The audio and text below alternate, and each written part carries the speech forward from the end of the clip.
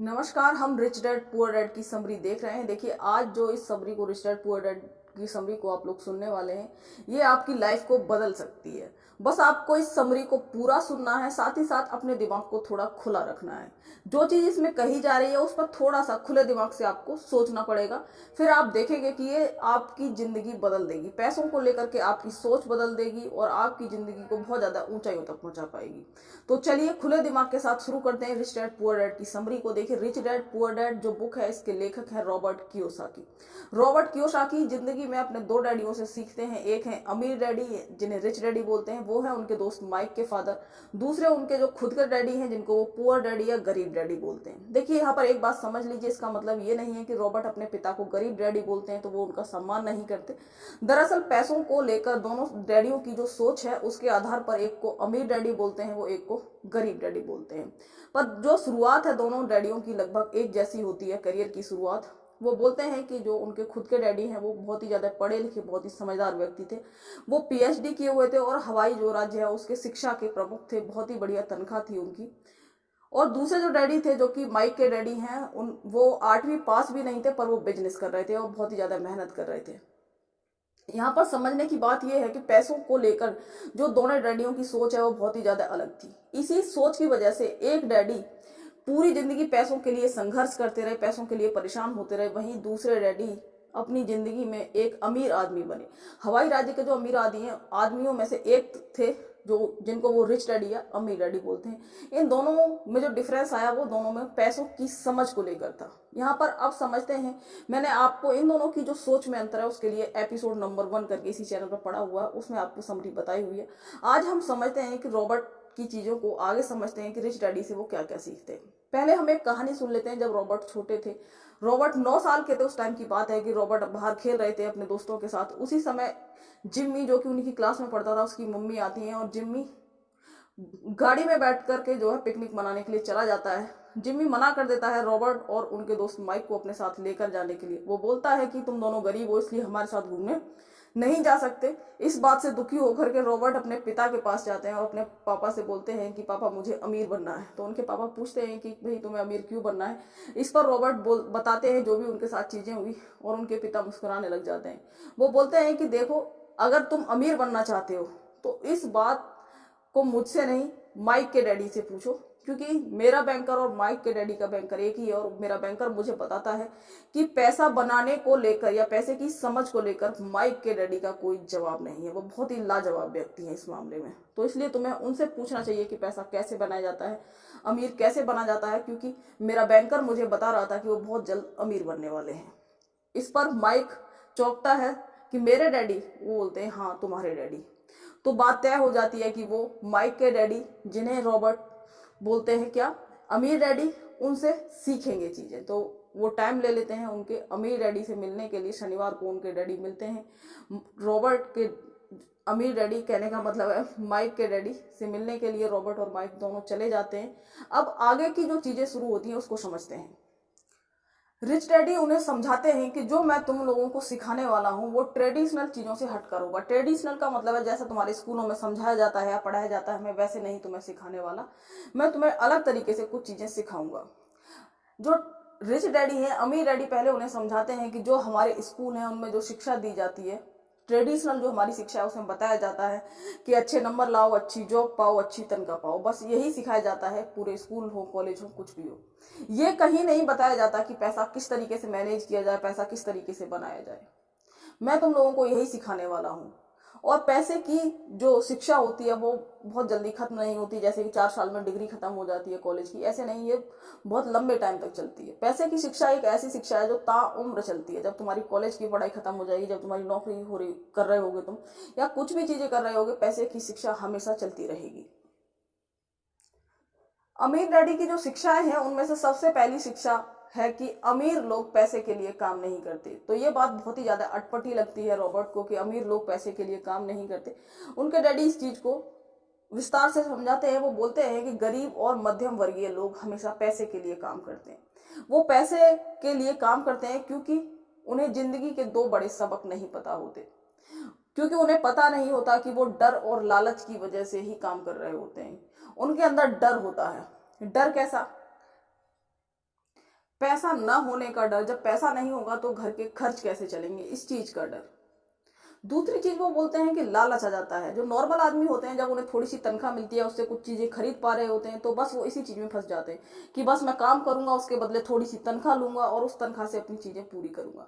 देखिए, यहाँ पर समझने की बात है कि इसका मतलब ये नहीं है कि काम नहीं करना या जॉब करना गलत बात है। यहाँ पर गलत बात यह है कि आप उस जॉब या फिर जो भी चीज कर रहे होते हैं उसमें फंस जाते हैं। आपका दिमाग उस चीज में फंस चुका होता है, बिल्कुल आप उससे अलग कुछ सोच ही नहीं पा रहे होते।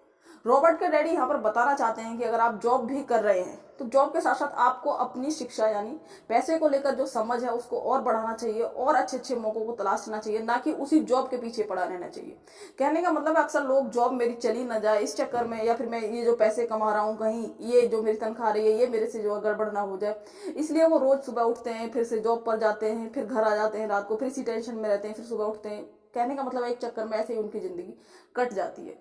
वो कभी भी वित्तीय स्वतंत्रता को हासिल नहीं कर पाते। देखिए, यहाँ पर वित्तीय स्वतंत्रता क्या होती है, कहने का मतलब है कि तुम्हारे पास इतनी प्रॉपर्टी या इतनी चीजें इकट्ठी हो जानी चाहिए कि अगर आपका मन है तो आप काम करें और अपने मन पसंद का काम करें, आजादी से जिंदगी जी पाएं। अक्सर लोगों का होता क्या है कि उनकी जिंदगी सिर्फ तनख्वाह के सहारे चल रही होती है। वो किसी काम को पसंद भी नहीं कर रहे होते, तब भी जबरदस्ती उस काम को कर रहे होते हैं, क्योंकि उनकी मजबूरी हो जाती है। मजबूरी क्या है? डर।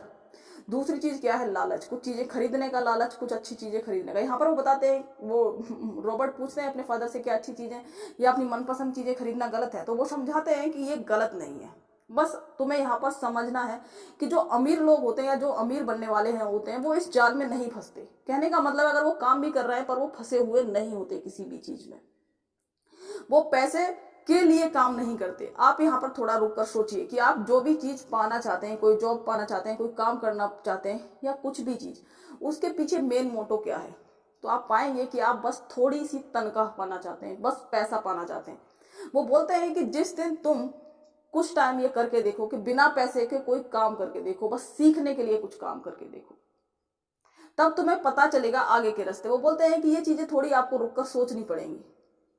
जैसे मैं उदाहरण के तौर पर कुछ चीजें आपको समझाऊं यहाँ पर कि बिना पैसे के काम करना जो है कैसा होता है।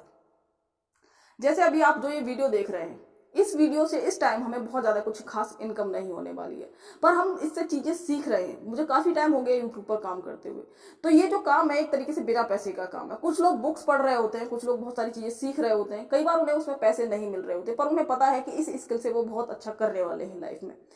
तो इससे यहाँ सीधा सा मतलब है, अगर आप जॉब कर रहे हैं, क्योंकि मैं भारत के संदर्भ में बताऊं, ऐसा नहीं है कि आप जॉब नहीं करेंगे और बैठे बैठे अमीर बन जाएंगे। आपको जॉब करते करते भी बस सोचना है कि हाँ मुझे पैसे की समझ को भी विकसित करना है। अगर आप पढ़ रहे हैं, आप जॉब की तैयारी कर रहे हैं या फिर कुछ भी काम कर रहे हैं, आपको उसके साथ साथ अपने अलग स्किल्स भी डेवलप करने हैं। उसके लिए क्या करना है कि आपको बुक्स पढ़नी है, चीजों को समझना है, इन्वेस्टमेंट पर बुक्स पढ़नी है, कैसे मैं अपनी जो है पैसे को बढ़ाऊं, इन चीजों को भी समझना है। बस ये नहीं कि एक तनख्वाह ली, उसी तनख्वाह के सहारे बस पूरी जिंदगी काट देनी है। और साथ ही साथ डर लगा रहता है कि इस तनख्वाह से किस तरीके से खर्चे चलाने हैं, अगर कोई बीमार हो गया या कोई दिक्कत और बड़ी आ गई तब मेरा खर्चा नहीं चल पाएगा। ये भी बहुत सारी प्रॉब्लम्स रहती है। तो चलिए थोड़ा सा और आगे बढ़ते हैं।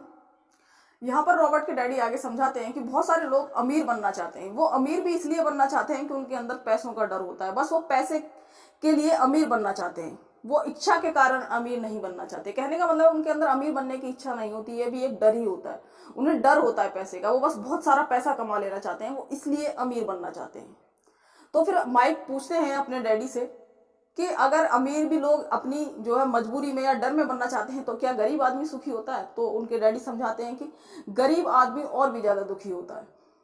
बस यहाँ पर अमीर डैडी उन्हें समझाने की कोशिश करते हैं कि अगर आप अमीर बनना चाहते हैं तो इस अमीर बनने के लिए मतलब बस बहुत सारा पैसा कमाने के लिए आपको अमीर नहीं बनना है, आपको अपने दिमाग को खुला रखना है। कहने का मतलब है आपको पैसा बस कुछ चीजें हासिल करने के लिए, कमाने के लिए अमीर बनने के बारे में नहीं सोचना है। आपको यहाँ पैसे की ताकत को समझना है। आपको अपने अंदर का जो डर और लालच है इसको खुद पर काबू नहीं पाने देना है। कहने का मतलब है कि आपको पैसे पर काबू करना सीखना है, ना कि पैसा आप पर काबू कर ले। कहने का मतलब है कि पूरी जिंदगी बस इसलिए ही ना निकल जाए कि बस थोड़ा सा पैसा कमा लूं, बस थोड़ा सा पैसा कमा लूं। इस चीज से निकलना है। इस चीज से निकलने का तरीका है कि आप लोग इस विषय पर, जो कि मैंने आज की चीजें बताई हैं, बहुत से लोगों को बहुत ही ज्यादा इंपॉर्टेंट नहीं लगेंगी, हो सकता है समझ में भी ना आए। इसका मेन कारण ये है कि चीजों को लेकर आपकी समझ अभी नहीं बनी है। कहने का मतलब है कि हमारी हालत उस गधे जैसी हो जाती है जिसके आगे हम ऐसे करके गाजर नहीं लटका देते और बस वो गधा उस गाजर के पीछे भगता रहता है, उसे आसपास की हरी घास भी नहीं दिखाई देती।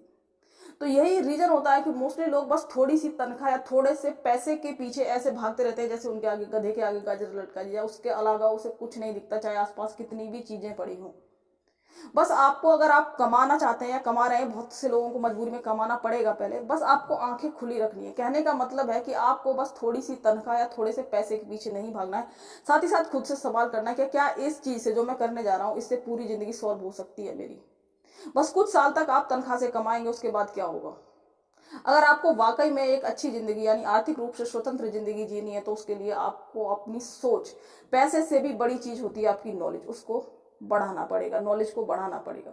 तो आज की वीडियो में हमने समझा कि अमीर लोग पैसे के लिए काम नहीं करते। कहने का मतलब है अगर उन्हें सीखना है कुछ चीज तो वो फ्री में भी काम करने को तैयार हो जाएंगे। वो नॉलेज पे बहुत ज्यादा ध्यान देते हैं।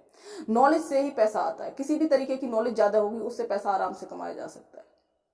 तो बस आपको नॉलेज गेन करनी है। इसी तरीके से हम अगला वीडियो लेकर के आएंगे, क्योंकि मैंने कहा था कि जो ये रिच डैड पुअर डैड है इस पर मैं सारे समरी या चीजें एक साथ नहीं, बस छोटे छोटे वीडियोस में लेकर के आऊँ। तो जो अगली वीडियो होने वाली है उसमें हम और भी ज्यादा चीजों को समझने वाले हैं।